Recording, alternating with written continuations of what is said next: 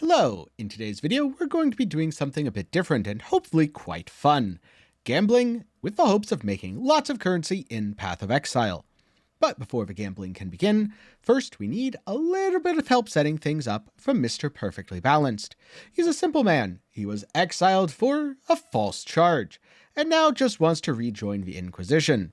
Before he can, though, he needs to do a very important task. Reach level 20. So let's take care of that really quick before we get into things. And now that he's level 20, it's time to move on to the next step, buying lots and lots of divination cards, then turning them in for lightning coils. This is to take advantage of a very specific feature of Path of Exile, where corrupted implicits have an item level requirement. So if you want to do something cheeky, like make a bunch of +2/+2 gem chests, one of the best ways to do it is by turning in exactly level 20 divination cards. This does not work for all item types, as different item types have different level requirements, but for chess pieces, it absolutely does work. And so I bought a mere 320 Coming Storm, turning them in for 40 lightning coils, all of which were level 20. For fun, I also spent about 14,000 jewel orbs to make sure they're all 6-socketed. By default, you cannot roll 6 sockets on a level 20 item. Luckily, the Benchcraft does not care about silly things like socket limits and simply puts the maximum an item can support.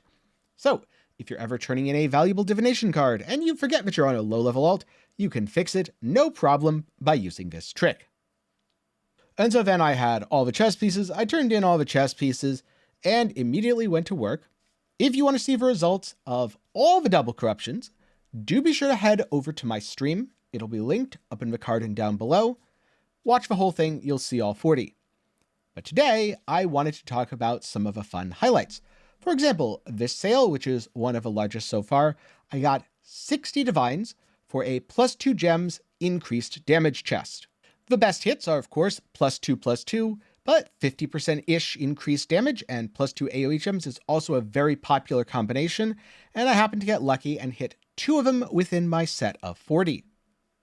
But as awesome as selling an item for 60 divines is when you paid a few chaos, it isn't all fun and games, because there are 4 total options when double corrupting. So behind door number 1 we have poof. That's right, the item can be destroyed completely without a single trace remaining. This happens around 25% of the time.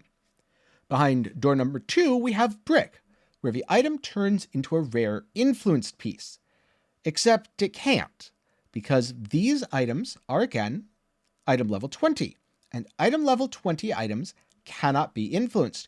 You need a minimum of item level 68, so it just bricks into a boring old normal rare. Again, this happened below the average number of times, just very slightly. Normally, I would assume out of 40 chess pieces that 20 would either poof or brick into a rare. Instead, a mere 16 did, meaning I got 4 bonus chests free of charge. But next up, behind door number 3, we have all white sockets. This is why I 6-socketed all the chess pieces. Essentially, the cost to 6-socket and 6-link everything was so cheap that the white socket chests effectively all sold and paid for it. In fact, they even turned me a very slight profit to cover the trading time to do this. But it was a great way to 6-link all the chests that I actually cared about, i.e. the double corruptions. And that's right, behind door number 4, we find double corruption. The best possible outcome. Normally at a 25% chance, with a whole bunch of different modifiers, it's pretty darn rare to get what you want. But when you're intentionally excluding a bunch of things, like reduced damage taken of various elements from the pool, you exponentially increase your odds of getting +2 gems. So much so that almost every single chest I double corrupted in both my initial test set and the actual 40 hit at least one +2 gems.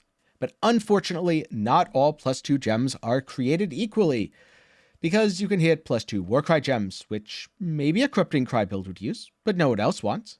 Or you could hit +2 AoE gems, which is nearly universal and therefore incredibly valuable. In fact, +2 AoE, +1 all gems, +2 AoE, +2 duration, +2 AoE, +2 trap and mine, +2 AoE, +2 projectile. Those are some of the most valuable double corrupted chests that you can obtain in Path of Exile.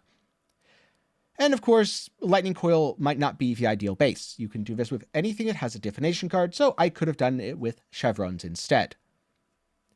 But the thing is, I didn't do this just because I wanted to make money. Yeah, I wanted to make a profit, and I hoped it would be some fun content for everyone to see, while being educational at the same time. But at the same time, I did kind of want a chess piece. The odds were absolutely against me, and I didn't expect to hit it. Luckily, luck was on my side, and I hit +2 AoE, +2 duration, which is perfect for builds like Cold Dot, which is exactly what I'm playing. And speaking of, if you want to see me double crop more things, or possibly do other fairly profitable Path of Exile gambles, probably not going to do the totally random ones like div card harvest stuff, but if it can be profitable or educational, I may very well do it in the future. Do be sure to get subscribed and let me know what you want to see down below. Now let's get into the results. So now let's get into some costs and results. I began by purchasing 40 sets of the cards, 8 cards per set, 1 to 2 chaos per card, 531 chaos total. I then live searched and purchased 40 temples with Locus of Corruption, plus another useful room. This could be a Doryani's Institute for gem double corrupts. I got 7 of those. Apex of Ascension for upgrading temple items. I got 20 of those. And no, I didn't gamble them trying to hit a mage blood. I actually did upgrade the vials. Or just rooms that offered pretty good loot. Things like Wealth of Aval, Crucible of Flame, Defense Institute, or Defense Research Lab, the thing where you can get the gems, all that fun stuff. In total, I spent 52 divines on 40 temples, but I kind of got lucky with some of my live searches and managed to snag quite a few for what seemed to be underpriced at 1.3 divines each. More likely, you're gonna spend closer to 60 divines, which is about 8 more than I did. And then I bought 14,000 jewelers to 6-socket everything for 5 divines. Because I had 20 apexes of Ascension, I bought 8 Coward's Chain, 8 Mask of a Spirit Drinker, and 4 Tempered Mind, plus 8 Vial of Consequence, and Summoning 4 Vial of Transcendence, so that I could upgrade those and sell them. I roughly doubled my money doing so. Because I had 7 Doryani's Institutes, I bought 7 Enlightened, 3 for fun. Didn't really research what the best gem was or anything like that, but it was 11.2 divines, and again, I roughly doubled my money, all things told. I also spent 22 divines on fusings, or tainted fuses, because it's costing roughly 1 divine-ish in tainted fuses, 2 6-link each. That could have been slightly unlucky, but I can't exactly complain about my luck after what I ended up getting. So end result, 1 raw divine drop, 2 Architect's Hands, 5 Will of Chaos, a Mask of a Spirit Drinker, 2 Tempered Flesh, 2 Tempered Mind, 1 Tempered Spirit. I upgraded and sold 8 Mask of a Stitched Demon for about 10 divines. I upgraded and sold 8 Coward's Legacy for about 10 divines. I sold 1 Vial of Transcendence that I found and 2 Vials of Consequence. Plus, I upgraded and sold the 4 Transcendent Mind, bringing the total on all that to about 27 divines. Again, roughly doubling my money. For the Enlightens, I hit 3 level 2, 2 level 3, 2 level 4, sold them for roughly 26 divines, again, doubling my money. In terms of good temple drops from the Omnitect itself, I got a pair of gloves that sold for 5 divines, several pairs of gloves and helmet that sold for 1 or 1.5, making 11.5 total, and I have several other unsold pieces that could go for at least a divine each. Furthermore, I got 2 AoE strings of servitude that sold for about 5 divines each, and an all-res one that sold as well, 11.8 total. So that's about 22 divines from the temple items as well. In terms of double corruptions, 10 chests poofed, 6 chests bricked, 14 chests still existed afterwards. 13 were white sockets that I sold for 2 div each, 26 total. This recouped my cost on those tainted fusing and those jewelers. Then the 11 double corrupted that remain, I put on the best one, because that was the +2 duration, +2 AoE, which was perfect for my build. I then sold +2 AoE with increased damage for 60 divine each, and I sold 2 of them.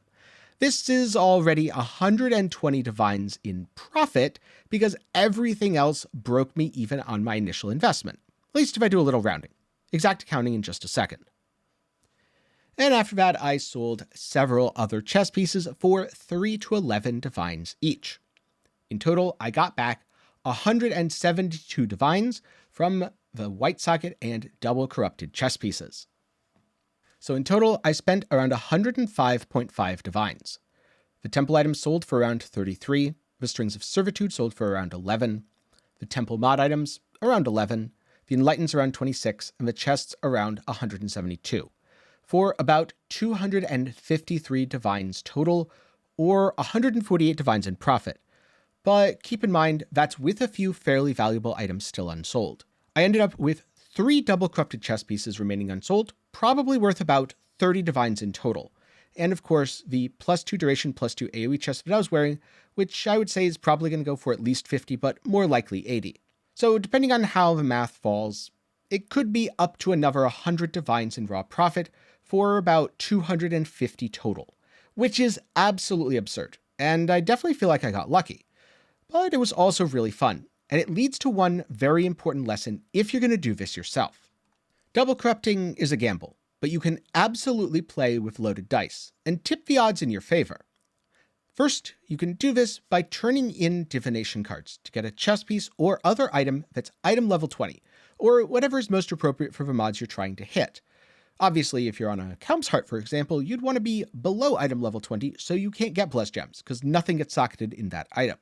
And fun fact, this does also work for any divination card that awards items with corrupted implicits. Second of all, when you're buying temples, don't just look for a Locus of Corruption.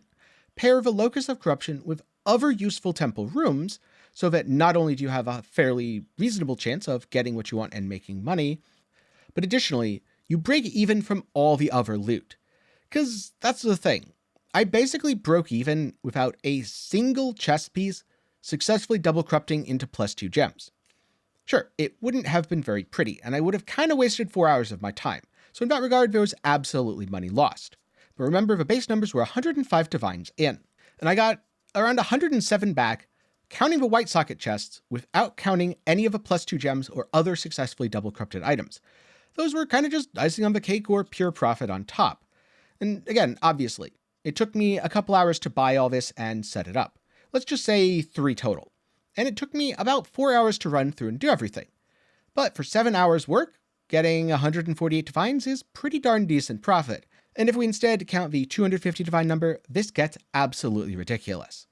I'm sure a 36 divine an hour strategy would have made for a great YouTube thumbnail, but it just didn't feel like the message I was trying to send, since I don't think that you should do this yourself. At least, not unless you have a lot of currency, because that brings me to point number 3.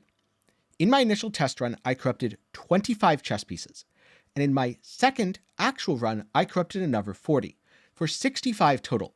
It was statistically improbable that I wouldn't hit some decent double corruptions within 65 chess pieces, especially because around 15 of them are going to hit double corrupts even if I'm fairly unlucky. But those odds are not in your favor. In fact, the odds are against you if you're only double corrupting 1 chess piece. So this kind of strategy is very profitable. It's how some people print mirrors every league. And generally, the longer the league goes on, or the more meta a chess piece is, the more demand there is for it, and therefore the more valuable the outcomes. And so that's how I gambled 100 divines to turn it into 250. Oh, sorry, slight correction. That's how I turned it into 270. That's right, as I was recording and editing this video, another of the double corrupted chess pieces sold for around 20 divines, so that's even more profit. But really, the goal here isn't just about the big numbers. Sure, that's probably why a lot of you clicked the thumbnail. Really, what I want to get across is the learning, the methodology. Things like how you can turn in divination cards at lower item level to get better results, or how even if double corrupting 1 item is a risky gamble, double corrupting 100 can be an absolute certainty of profit. And so I'm curious, what are your money-making secrets? The things that seem impossible at first glance, but if you're clever and apply a few special mechanics, you'll be able to do it reliably. Let me know some of the favorites you want to share down in the comments below. And don't worry, if anyone steals your method and absolutely ruins it, I'm sure they'll forget 2 weeks from now and it'll go back to being super profitable. With that said, if you enjoy this video and want to see more like it, do be sure to let me know down below. And then of course, get subscribed so you don't miss the future uploads. If you're looking for something else to watch, I recently sat down with Riker to talk about his interview with Chris Wilson and Jonathan Rogers, or I released a guide on some money-making strategies like essence that you can use to get started or continue building out your character. Links to both of those will be up in the description and down below. Or if you want even more content, be sure to check out my second channel. Link to that is also down in the description. Now, with that said, a special thanks to my patrons and channel members for the continued support. Projects like this take a long time, and in fact, this video took over a week as I had to plan it out, do the test run, buy everything, record the stream, and sell the items afterwards. And so it's thanks to channel supporters that I'm able to take the time to do larger projects like this one. If you want to support, you might even see your name in the credits like these fine folks here. With that said, thanks for watching, I hope you learned something, and I'll see you again sometime soon.